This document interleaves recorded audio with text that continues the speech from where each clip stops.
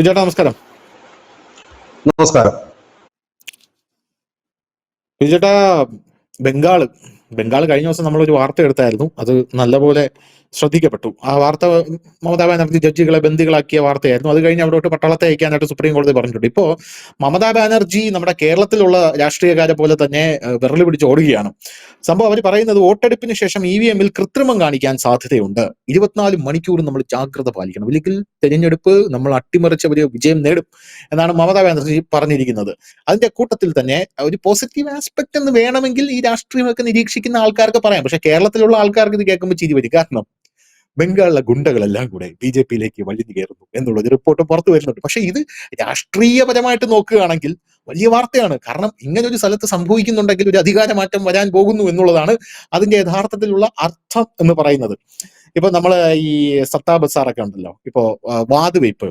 ഈ സത്താ ബസാർ രാജസ്ഥാനിൽ ഇപ്പൊ നമ്മൾ ന്യൂസ് ഇന്ത്യ മലയാളം ഒരു വാർത്ത എടുത്ത വാർത്തയാണ്. അതായത് സത്താ ബസാർ എന്ന് പറയുന്ന ഒരു ഗ്രാമമാണ്. ആ ഗ്രാമത്തിന്റെ പ്രത്യേകത എന്ന് പറഞ്ഞാൽ പണ്ട് മുതലേ ആ ഗ്രാമത്തിൽ ആൾക്കാർ വെറുതെ വാത് വയ്ക്കുന്നത്. അതായത് ഒരാൾ ഇങ്ങനെ നടന്നു പോകുമ്പോൾ ഒരു പശു അവിടെ നിൽക്കുകയാണ്. ഈ പശു ഇപ്പൊ ഇടത്തോട്ട് നോക്കുവോ വലത്തോട്ട് നോക്കുവോ എന്ന് അയാൾ ചോദിക്കും. ഇടത്തോട്ടാണ് നോക്കുന്നത് വലത്തോട്ടാണ് നോക്കുന്നത്. കുറെ ആൾക്കാർ പറയും വെറുതെ ഒരു കാര്യമില്ല, ഇത്ര രൂപ വയ്ക്കും. പശു ഇടത്തോട്ടാണ് നോക്കുന്നതെങ്കിൽ പൈസ നിങ്ങൾക്ക്.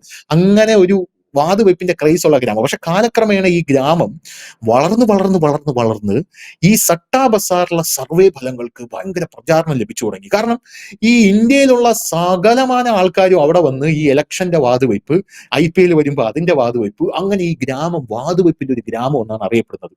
അപ്പൊ അതുപോലുള്ള ഗ്രാമങ്ങളിൽ പോലും ഇപ്പോ ഈ വരുന്നതൊക്കെ ഇതുപോലെ ഇല്ലീഗൽ ആയിട്ടുള്ള ആൾക്കാരും പ്രമുഖ ഗുണ്ടകളും അങ്ങനെയുള്ള ആൾക്കാരൊക്കെയാണ്. അപ്പൊ അവിടുത്തെ സംസാരം പോലും ഇപ്പൊ ബംഗാളിൽ BJP-ക്ക് അനുകൂലമാണെന്നുള്ള റിപ്പോർട്ടുകളും പുറത്തു വരുന്നു. ബംഗാളിൽ ഇത്തവണ അത്ഭുതം സൃഷ്ടിക്കുമെങ്കിൽ പിന്നെ നമുക്ക് വേറെ ഒന്നും ഒരു വിഷയമേ അല്ല എന്നുള്ളതാണ് പ്രധാനപ്പെട്ട കാര്യം BJP. കാരണം ബംഗാളാണ് വലുത്. എന്ത് തോന്നുന്നു? ഇന്നലെ ഒരു നാഷണൽ ചാനലിന്റെ ഹെഡിങ് ആണ് ഈ ടോപ്പിക്ക്. ഒരു നാഷണൽ ചാനലിന് വലിയ ഹെഡിങ് കൊടുത്തുകൊണ്ടാണ് ഇത് ചർച്ച ചെയ്തത്. കേൾക്കുമ്പോൾ നമ്മുടെ മലയാളികൾക്ക്, കേരളത്തിലെ കേൾക്കുമ്പോൾ അതൊരു വലിയ കൗതുകമായിട്ട് തോന്നും. പക്ഷെ നോർത്ത് ഇന്ത്യയിൽ ജീവിക്കുന്ന നമ്മുടെ മലയാളികൾക്ക് ഇതൊരു കൗതുകമായി തോന്നില്ല. കാരണം UP-യിലും ഒക്കെ കാലാകാലങ്ങളിൽ ജീവിച്ചിരിക്കുന്ന ആളുകൾക്ക് ഇതൊരു കൗതുകമായി തോന്നില്ല. 2017 വരെ UP-യുടെ അവസ്ഥ എന്തായിരുന്നു? ഗുണ്ടകളായിരുന്നു അവിടുത്തെ പല ജില്ലകളും പ്രവിശ്യകളും ഭരിച്ചുകൊണ്ടിരുന്നത്. അവരായിരുന്നു ടാക്സ് ഭരിക്കുന്നത്, ആര് കട നടത്തണം. അതായത് അവരുടെ അണ്ടറിലാണ്. നമ്മൾ കണ്ടതാണ് ഈ ഇപ്പൊ അൻസാരിയൊക്കെ വെടിവെച്ച് കൊല്ലുന്നതിന്റെ ഒക്കെ കാര്യം. അയാൾക്ക് 160 കൊലപാതക കേസുകൾ തന്നെ ഉണ്ടായിരുന്നു. അപ്പൊ അവരുടെ അണ്ടറിൽ ഒരു ജില്ലയാണ് പോകുന്നത്. ധനുഷ്, ഒരു പഞ്ചായത്തല്ല, ഒരു വാർഡല്ല, ഒരു ജില്ല. അതായത് 10-15 ലക്ഷങ്ങളെ കൺട്രോൾ ചെയ്തുകൊണ്ടാണ് ഇവർ പോകുന്നത്. ഇവരാണ് നിശ്ചയിക്കുന്നത് അവിടെ എന്ത് നടക്കണമെന്ന്. അങ്ങനെ ആ ഗുണ്ടാരാജനാണ് യോഗി ആദിത്യനാഥ് കയറി തടയിട്ടത്. ഇതിന് സമാനമായ ഒരു കാര്യമാണ് വെസ്റ്റ് ബംഗാളില്. ഈ CPM ഇത്ര നാൾ ഭരിച്ചിരുന്നത് മുഴുവൻ ഈ ഗുണ്ടകളെ അടക്കി നിർത്തിക്കൊണ്ടായിരുന്നു. പിന്നീട് അവിടെ മമതാ ബാനർജി വരികയും സിംഗൂർ സമരത്തോടു കൂടിയാണ് അവിടെ മമതാ ബാനർജി ശക്തി പ്രാപിക്കുന്നത്. അപ്പം ആ സമരത്തോടു കൂടി പതുക്കെ ഈ ഗുണ്ടകള് മമതയുടെ ഭാഗത്തേക്ക് തിരിഞ്ഞു. ഈ ഗുണ്ടകൾ എന്ന് പറയുമ്പോൾ നമ്മുടെ നാട്ടിൽ കിടക്കുന്ന ചെറിയ വിരലെണ്ണാവുന്ന ഗുണ്ടകളല്ല, സാമ്രാജ്യങ്ങൾ തന്നെ. അതായത് ഈ ഒരു പഞ്ചായത്തോ അല്ലെങ്കിൽ ഒരു ജില്ലകൾ തന്നെ കൺട്രോൾ ചെയ്യുന്ന, വോട്ടിനെ നിർണ്ണയിക്കുന്ന ഗുണ്ടകളാണ് ഇതെല്ലാം. വലിയ സാമ്രാജ്യം തന്നെ. ഇവരൊന്നും പ്രത്യക്ഷത്തിൽ കണ്ടുകഴിഞ്ഞ ഗുണ്ടകളാണെന്ന് തോന്നില്ല. ഇവരൊക്കെ തൃണമൂലിന്റെ നേതാക്കളായിരിക്കും പലരും. അങ്ങനെയാണ്. UP-യിൽ അത് സമാജ്വാദി പാർട്ടിയുടെ നേതാക്കളായിരുന്നു ഇത് പലതും, കോൺഗ്രസിന്റെ നേതാക്കള്. അങ്ങനെ ഇവർ നേതാക്കളാവും. ഗുണ്ടകൾ കുറച്ച് കഴിയുമ്പോഴത്തേനും ഇവർ നേതാക്കളാവും. ഇവരുടെ ഫ്ലെക്സ് വെക്കും. അത് ഇവരുടെ അനുയായികളുണ്ട്. ഇവരുടെ അനുയായികൾക്കായിട്ട് പഞ്ചം താലൂക്കും ഒക്കെ പിരിച്ചു കൊടുക്കും. അവരാണ് അവിടുത്തെ ഈ ഹഫ്ത പിരിക്കുക എന്ന് പറയും. ഏതെങ്കിലും ഇവിടുത്തെ കട തുറന്നു കഴിഞ്ഞാൽ വൈകുന്നേരം ആകുമ്പോഴത്തേനും ചെല്ലുക, വലിയ കടയ്ക്ക് 3 രൂപ, ചെറിയ കടയ്ക്ക് 3 രൂപ. ഈ മുറുക്കാൻ നിൽക്കുന്ന പാൻപാലയ്ക്ക് പോലും അല്ലെങ്കിൽ ചായവാലയ്ക്ക് പോലും 3 രൂപ ഫത്തുണ്ട്, ഇതുണ്ട്. സോറി, ഈ പിന്നെ ഗുണ്ടാ പിരിവ് നടത്തും. ഇങ്ങനെ നടത്തിക്കൊണ്ട് പോകുന്ന ഒരു സ്ഥലം. അങ്ങനത്തെ ഗുണ്ടാരാജിൽ നിന്നാണ് ഇപ്പോൾ UP-യെ മോദി മുക്തമാക്കിയിരിക്കുന്നത്, ബീഹാറിനെ മുക്തമായിക്കൊണ്ടിരിക്കുന്നതും ഒക്കെ. അപ്പൊ ഇതിന് സമാനം തന്നെയാണ് ഈ വെസ്റ്റ് ബംഗാളിലും. അവിടെ ഈ BJP ജയിക്കുമെന്നുള്ളതിന് പല കാരണങ്ങൾ പലരും നിരത്തുന്നതിനിടയിലാണ് ഈ കൗതുകകരമായ ഒരു കാര്യം കൂടി അവിടെ വരുന്നത്. അതായത് ഗുണ്ടകൾ കൂട്ടത്തോടെ, ഈ ഗുണ്ടാത്തലവന്മാർ കൂട്ടത്തോടെ BJP പക്ഷത്തേക്ക് വരുന്നു എന്നുള്ളതാണ്. അതിന് അനവധി കാരണങ്ങളുണ്ട്. കഴിഞ്ഞ കുറെ കാലമായിട്ട് അവിടെ BSF-ന് ബോർഡറിൽ നിന്നൊരു 50 കിലോമീറ്റർ to 100 കിലോമീറ്റർ അകത്ത് കയറിയിട്ട് ആളുകളെ ക്വസ്റ്റ്യൻ ചെയ്യാൻ, കസ്റ്റഡിയിൽ എടുക്കാൻ ഒരു അനുവാദം കൊടുത്തു. കാരണം ബംഗ്ലാദേശുമായിട്ട് വളരെ ഡേഞ്ചർ സിറ്റുവേഷൻസ് നിൽക്കുന്ന ഒരു അതിർത്തിയാണ് വെസ്റ്റ് ബംഗാളിന്റെ.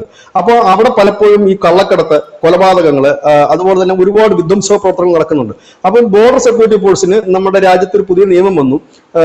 ഈ അതിർത്തി പങ്കിടുന്ന സംസ്ഥാനങ്ങളിൽ അവർക്ക് ഉള്ളിലേക്ക് ഒരു 50 കിലോമീറ്റർ കടന്നു കയറാൻ കഴിയും. 50 കിലോമീറ്റർ കടന്നു കഴിഞ്ഞിട്ട് ഈ പ്രതികളെ പിടിക്കാൻ, അവർ ചോദ്യം ചെയ്യാനോ കഴിയും. ഇത് വെസ്റ്റ് ബംഗാളിലേക്ക് വരുമ്പോൾ അത് 100 മാറ്റുകയായിരുന്നു. കാരണം ഈ അതിർത്തി ജില്ലകൾ മുഴുവൻ ഈ കുടിയേറ്റക്കാരായ മുസ്ലിംസ്, റോഹിംഗ്യ മുസ്ലിംസ് തിങ്ങിപ്പാർക്കുന്ന ജില്ലകളാണ് അതെല്ലാം. അപ്പൊ അതുകൊണ്ട് അങ്ങനെ വേണമെന്ന് മമതാ ബാനർജി വലിയ വിഷയങ്ങൾ ഉണ്ടാക്കി, സൈന്യത്തിന് സ്ഥലം കൊടുത്തില്ല ഓഫീസ് കെട്ടാനൊക്കെ ആയിട്ട് ഇപ്പോൾ അതിന്റെ പണി നടന്നുകൊണ്ടിരിക്കുന്നു. സുപ്രീം കോടതി പലവട്ടം ഇടപെടുകയൊക്കെ ചെയ്തു. അപ്പം എന്ത് പറ്റിയെന്ന് വെച്ച് കഴിഞ്ഞാൽ ഈ ഗുണ്ടകൾക്ക് മനസ്സിലായി ഇനി ഇവിടെ വരാൻ പോകുന്ന BJP. അതിനകത്ത് പറയുന്ന ഒരു കാര്യം കൂടി ഉണ്ട് അതിനകത്ത്. അതായത് BJP 2ാം സ്ഥാനത്ത് എത്തിയാൽ പോലും അവർ ഭരിക്കും. മമതയ്ക്ക് ഇനി അധികകാലം ഇല്ല ബംഗാളിൽ നിന്നാണ് ആ ചർച്ചയിൽ പങ്കെടുത്ത ബംഗാളിൽ നിന്നുള്ള പല നേതാക്കളും പറയുന്നത്. കാരണം മമതാ ബാനർജിയാണ് അവിടെ ഒരു തുച്ഛമായ സീറ്റിന് ജയിച്ച് ഭരണം നടത്തുന്നതെങ്കിലും BJP അവരെ മറിച്ചിടും, ആ ഭരണം അട്ടിമറിക്കും, BJP കയറും. അപ്പൊ അതിന് മുൻപ് തന്നെ അവരുടെ ഈ മമതയുടെ മണ്ണ് എന്ന് പറയുന്നത്, അതായത് മമതാ ബാനർജി ചവിട്ടി നിൽക്കുന്ന മണ്ണെന്ന് പറഞ്ഞു കഴിഞ്ഞാൽ ഈ പറയുന്ന ഗുണ്ടകളുടെ ബലത്തിലാണ് അവിടെ ചവിട്ടി നിൽക്കുന്നത്. കാരണം ഇവരോട് പറയുക, നമുക്ക് കണ്ടതാണ് സന്ദേശ് നമ്മുടെ ED-യുടെ NIA-യുടെ ഒക്കെ ഉദ്യോഗസ്ഥർ ചെല്ലുമ്പോൾ അവരെ കല്ലെറിഞ്ഞ് ഓടിക്കുകയാണ്, CBI ഓഫീസ് വളയുകയാണ്. അവിടെ ഒരു കഴിഞ്ഞ ദിവസം 8 ജഡ്ജിമാരെ ബന്ദികളാക്കി വെക്കുകയാണ്. ഇത്തരമുള്ളൊരു ഗുണ്ടാരാജനാണ് നടക്കുന്നത്. പക്ഷെ അതിനെ കർശനമായി നേരിടുകയും BJP വരുമെന്നൂടെ കണ്ടപ്പോൾ ഗുണ്ടകൾ പേടിച്ചു തുടങ്ങി. കാരണം അവർക്കിനി ഇപ്പം മമതയുടെ കൂടെ നിന്ന് വെടിയെട്ടിച്ചാകുന്നതിനേക്കാൾ നല്ലത് സ്വസ്ഥവും സമാധാനപൂർണമായ ഒരു ജീവിതത്തിലേക്ക് പോകണമെങ്കിൽ ഇപ്പോഴേ തന്നെ BJP-യുടെ അതായത് ഗുണ്ടകൾ മാറുന്നു പറയുമ്പോൾ ആ ഒരു വ്യക്തിയല്ല മാറുന്നത്, അല്ലെങ്കിൽ ആ ഗുണ്ട സംഘത്തിലുള്ളവരല്ല മാറുന്നത്, ആ ഒരു ഏരിയ തന്നെയാണ് മാറുന്നത്. നമ്മൾ കണ്ടാണ് യോഗി ആദിത്യനാഥ് അധികാരത്തിൽ 2017 കയറി കഴിയുമ്പോൾ അദ്ദേഹം ഒരു വാർണിംഗ് കൊടുത്തു ഗുണ്ടകൾക്ക്, നിങ്ങൾ കീഴടങ്ങാൻ നിങ്ങൾക്ക് ഒരു 24 മണിക്കൂർ സമയം തരുന്നു, എല്ലാവരും കീഴടങ്ങും എന്ന് പറഞ്ഞു. കീഴടങ്ങിയില്ല. അവർ നമുക്ക് ആദ്യമായിട്ട് നടക്കുന്നത് ദുബായ് അല്ലേ, ദുബായ് എന്ന് പറഞ്ഞൊരു ഗുണ്ട മാഫിയ തലവനെ വെടിവെച്ച് കൊന്നു, ദിഗാസ് ദുബായ് വെടിവെച്ച് കൊന്നു. അതോടുകൂടി ഗുണ്ടകൾ പേടിച്ചു, ഇതിലും ഗുണ്ട രാജാവിനെ തന്നെ കൊന്നിരിക്കുന്നു, അപ്പൊ പിന്നെ ഇനി അടുത്ത വെടി നമുക്കായിരിക്കും. അതിനുശേഷം നമ്മൾ UP കണ്ട മനോഹരമായ കാഴ്ച ഇപ്പോഴും യൂട്യൂബിലും ഗൂഗിളിലും ഒക്കെ അവൈലബിൾ ആണ്. UP-യിലുള്ള ചെറുതും വലുതുമായ അനവധി ഗുണ്ടകൾ കഴുത്തിൽ ഇങ്ങനെ പ്ലക്കാർഡ് എഴുതി, ഞാനൊരു ഗുണ്ടയാണ്, ഞാൻ കീഴടങ്ങാൻ ആഗ്രഹിക്കുന്നു പറഞ്ഞ് പ്ലക്കാർഡ് തൂക്കിക്കൊണ്ട് പബ്ലിക്കായിട്ട് ഇറങ്ങി നടന്ന് പോലീസ് സ്റ്റേഷനിൽ വരികയാണ്. എന്തിനാണ് പ്ലക്കാർഡ് തൂക്കിയതെന്ന് വെച്ച് കഴിഞ്ഞാൽ ഇവനെ ഐഡന്റിഫൈ ചെയ്ത് കഴിഞ്ഞിരിക്കുന്നു, ഇവൻ പുറത്തിറങ്ങി ചിലപ്പോൾ വെടികൊണ്ട് ചാകും. അതുകൊണ്ട് വെടികൊണ്ട് ചാകാതിരിക്കാനാണ് ഈ പ്ലക്കാർഡ് തൂക്കിയിരിക്കുന്നത്. ഇപ്പോഴും അവൈലബിൾ ആണ് ഗൂഗിളിൽ, ഏതൊരു പ്രേക്ഷകരും ചെക്ക് ചെയ്യാവുന്നതേ ഉള്ളൂ, യൂട്യൂബ് ചെക്ക് ചെയ്യാവുന്നതേ ഉള്ളൂ. ഈ കാര്യങ്ങൾ ഞാൻ ഈ പറയുന്നതല്ല, ഞാനിവിടെ തള്ളുന്നതല്ല. അപ്പം ഈ പ്ലക്കാർഡ് പിടിച്ചുകൊണ്ടും പ്ലക്കാർഡ് കരുത്തെ തൂക്കിക്കൊണ്ടും വലിയ വലിയ ഗുണ്ടകൾ പോലീസ് സ്റ്റേഷനിലേക്ക് വരിവരിയായി എത്തി കീഴടങ്ങുന്ന കാഴ്ചയാണ്. ഇവിടെയും ഒരു കീഴടങ്ങൽ തന്നെയായിട്ട് വേണം നമ്മൾ ധനുഷ് ഇതിനെ കാണാനായിട്ട്. കാരണം ഈ ഗുണ്ടാര സാമ്രാജ്യം പിടിച്ചു വെച്ചിരിക്കുന്നത്, കാരണം ഇനി അവർക്ക് അധികം മുൻപോട്ട് പോകാൻ കഴിയില്ല. അതിനൊരു ഒറ്റ തെളിവാണ് ഈ ജഡ്ജിമാരെ തടങ്കലിലാക്കിയായിരുന്നല്ലോ വെസ്റ്റ് ബംഗാളില്. തടങ്കലിലാക്കിയിട്ട് അവരെ മോചിപ്പിച്ചതിന്റെ പുറകിൽ എന്ത് ആക്ഷനാണ് കേന്ദ്ര സർക്കാർ വെസ്റ്റ് ബംഗാളിൽ എടുത്തതെന്നുള്ളത് നമ്മുടെ സോഷ്യൽ മീഡിയ നോക്കിയാൽ മതി. തൂത്തുവാരിയെടുത്ത് കൊണ്ട് എറിയുകയാണ് വണ്ടിയിലേക്ക്. അതായത് അവർക്ക് മനസ്സിലായി അവരുടെ സാമ്രാജ്യങ്ങളിലേക്ക് ഒരു കടന്നു കയറും, ഇന്നല്ലെങ്കിൽ നാളെ ഇവിടെ BJP വരും. ഈ തെരഞ്ഞെടുപ്പിൽ BJP അവര് 2ാം സ്ഥാനത്തേക്ക് വരും എന്നുള്ള ഡെഫിനറ്റ് ആണ്. കാരണം ഇപ്പൊ തന്നെ ഒരു പ്രതിപക്ഷമാണ്. അപ്പൊ സ്വാഭാവികമായി തന്നെ ഇനി മമതയാണ് കയറിയെങ്കിൽ മമതയ്ക്ക് ഇനി അധികം നാളില്ല എന്ന് കണ്ടുകൊണ്ടാണ് പറയുന്നത്. ഈ സത്താബെ സാറിന്റെ കാര്യം പോലെ തന്നെ നമ്മൾ ഇതിനെയും കാണണം. നമ്മൾ ഈ രാഷ്ട്രീയ വിശകലനം നടത്തുമ്പോൾ രാഷ്ട്രീയ നിരീക്ഷണം അതിൽ ഇമ്പോർട്ടന്റ് ആണ്. ഒബ്സർവേഷൻ ആണ് നമ്മൾ എപ്പോഴും നടത്തേണ്ട ഒരു കാര്യം. ഈ ഒബ്സർവേഷന്റെ ചെറിയ ചലനങ്ങൾ മനസ്സിലാക്കാതെ വരുമ്പോഴാണ് സർവേകളൊക്കെ പാളിപ്പോകുന്നത്. ഒബ്സർവേഷൻ നമ്മൾ മനസ്സിലാക്കണം. ഇപ്പൊ നമ്മുടെ നാട്ടിൽ നടക്കുന്ന ഒരു ഉദാഹരണം ഞാൻ പറയാം. എന്റെ നാട്ടില് ഈ ലോക്സഭാ തെരഞ്ഞെടുപ്പിന് ഒരു പാർട്ടി ഗ്രാമം ഉണ്ടായിരുന്നു. ആ പാർട്ടി ഗ്രാമത്തില് ശോഭാ സുരേന്ദ്രൻ അതുവഴി കടന്നു പോകുന്നു. അവരെ നമ്മുടെ ലോക്സഭാ സ്ഥാനാർത്ഥിയുടെ മത്സരിക്കുന്നു. ഒരു തുറന്ന വാഹനത്തിൽ ആ റോഡിൽ കൂടെ, ഈ പാർട്ടി ഗ്രാമത്തിന്റെ നടുവിൽ കൂടെ ഒരു റോഡാണ്. അപ്പോൾ ഞാൻ അവിടെ നിൽപ്പുണ്ട്. അവിടെ തന്നെ ആ സമയം തന്നെ CPM-ന്റെ സ്ഥാനാർത്ഥി പര്യടനം നടത്തുകയാണ്. അവർ വാഹനങ്ങളൊക്കെ വന്നു. അപ്പൊ 2 സൈഡിലും സഖാക്കന്മാരും അവരുടെ സ്ത്രീകളും, അതായത് പാർട്ടിക്കാരും പാർട്ടിയുടെ അനുഭാവികളുമായ സ്ത്രീകൾ 2 സൈഡിലും തടിച്ചു കൂടി നിൽക്കുകയാണ്. അപ്പൊ BJP-യുടെ ഈ വാഹന ജാഥ ഇതുവഴി കടന്നു പോകുന്നേ ഉള്ളൂ. ഇവിടുന്ന് ജാഥ പോയി ഇവരുടെ സ്വീകരണം ഏറ്റുവാങ്ങും. BJP-ക്കാരുടെ സ്വീകരണം ഒന്നും ഏറ്റുവാങ്ങുന്നില്ല.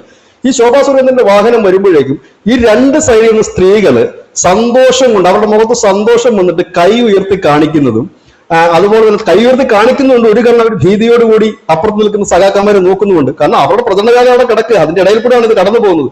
നോക്കുന്നുണ്ട്. ചിലരൊക്കെ ഒളിച്ചു നിന്ന് കൈപൊക്കി കാണിക്കുന്നുണ്ട്, ചിലർ ചിരിക്കുന്നുണ്ട്, കൊച്ചുകുട്ടികൾ ഇങ്ങനെ ആർത്ത് വിളിക്കുന്നുണ്ട്. അതിൽ നിന്ന് എന്ത് മനസ്സിലാക്കാൻ കഴിയും? അന്ന് ഞാൻ അവിടെ നിന്നുകൊണ്ട് പറഞ്ഞു, നിങ്ങൾ നോക്കി ഈ പാർട്ടി ഗ്രാമത്തിൽ ശോഭാ സുരേന്ദ്രൻ 1ാം സ്ഥാനത്ത് വരും എന്ന് തന്നെ പറയുകയുണ്ടായി. അവർ 1ാം സ്ഥാനത്ത് വന്നത് മനുഷ്യ പാൽക്കുളങ്ങര എന്ന് പറയുക സ്ഥലത്തിന്റെ പേര്, തോപ്പിൽ എന്ന് പറയുന്ന സ്ഥലമാണത്. അവിടുന്ന് ഫുൾ വോട്ട് ശോഭാ സുരേന്ദ്രൻ. അത് മാത്രമല്ല, തദ്ദേശ തെരഞ്ഞെടുപ്പ് അവിടെ BJP ജയിക്കുകയും ചെയ്തു. അതായത് ഇത് തന്നെയാണ് അത് ഒരു പാറ്റേൺ. അതായത് നമ്മളൊരു നിരീക്ഷണം നടത്തി കഴിഞ്ഞാൽ നമുക്ക് അതിന്റെ അവിടുത്തെ ഒരു ചലനം അറിയാൻ പറ്റും. നമ്മൾ ചോദ്യമൊന്നും ചോദിക്കണ്ട. ഇപ്പൊ ഒരു പാർട്ടിയെ കുറിച്ച് നമ്മൾ ഒരാളോട് സംസാരിക്കുമ്പോൾ അവരുടെ മുഖത്ത് വരുന്ന മാനവസ്യങ്ങൾ ഇല്ലെങ്കിൽ അവരുടെ എക്സ്പ്രഷനിൽ നിന്ന് തന്നെ നമുക്ക് മനസ്സിലാക്കാൻ കഴിയും ഇവരുടെ ചായ്വ് എങ്ങോട്ടാണെന്ന്. അതല്ലാതെ നിങ്ങൾ BJP-ക്കാണോ വോട്ട് ചെയ്യുന്നത്, കോൺഗ്രസിനാണോ വോട്ട് ചെയ്യുന്നത് ചോദിക്കേണ്ട ആവശ്യമില്ല. അവരോട് സംസാരിക്കുമ്പോൾ അവരുടെ സംസാരത്തിൽ നിന്ന് മനസ്സിലാക്കും അവർ ഈ ഭരണത്തിനെതിരാണോ അനുകൂലമാണോ എന്നൊക്കെ നമുക്ക് മനസ്സിലാക്കാൻ പറ്റും. അതിനിപ്പോ കോടികൾ മുടക്കി സർവേ ഒന്നും നടത്തേണ്ട കാര്യമല്ല. ഇതായിരുന്നു പണ്ട് ജേർണലിസ്റ്റുകൾ ചെയ്തുകൊണ്ടിരുന്നത്. അടിത്തട്ടിലേക്ക് പോവുക, അവിടെ നിന്നുള്ള പൾസ് നമ്മൾ അറിയുക എന്നുള്ളതേ ഉള്ളൂ. അങ്ങനെ നോക്കുമ്പോൾ സ്വാഭാവികമായി കൂട്ടത്തോടെ ഗുണ്ടകൾ മാറുന്നു എന്ന് പറയുമ്പോൾ BJP അവിടെ കയറുന്നു എന്നുള്ളത് തന്നെയാണ് നമ്മൾ അതിൽ നിന്ന് മനസ്സിലാക്കേണ്ട ഒരു കാര്യം.